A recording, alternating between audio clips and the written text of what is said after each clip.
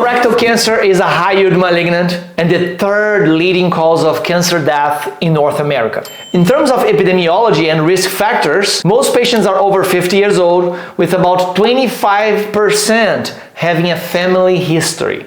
The risk factors include adenomatous and serrated polyps, familial cancer syndromes like Lynch syndrome, FAP, which is like familial adenomatous polyposis, inflammatory bowel disease, tobacco use, processed meat, low fiber diet. In terms of presentation, it's going to depend on the part of the colon that the tumor is.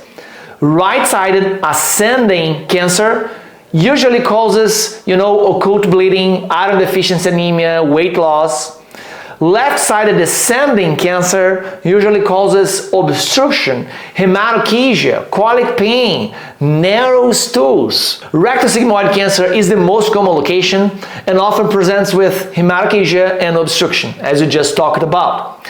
The apple core lesion on barioenema is very classic. And remember that it can also present with Streptococcus galloleticus or Streptococcus bovis, same name, bacteremia and endocarditis. In terms of screening guidelines for an average risk person, we're going to start with colonoscopy at age 45 and then every 10 years. For first degree relative with colon cancer, we're going to start screening at age 40 years old, okay, or 10 years before the diagnosis of their relative. Patients with IBD, inflammatory bowel disease, screen 8 years after the disease onset. In terms of diagnosis and key findings, we know colonoscopy with biopsy is the gold standard. You can also order a CT colonography or order a fecal DNA test or a FOBT fecal occult blood test as alternatives. Remember, CEA, carcinoembryonary antigen, as a tumor marker. It's used for monitoring recurrence. It's not a screening test, it's not a diagnosis test, okay?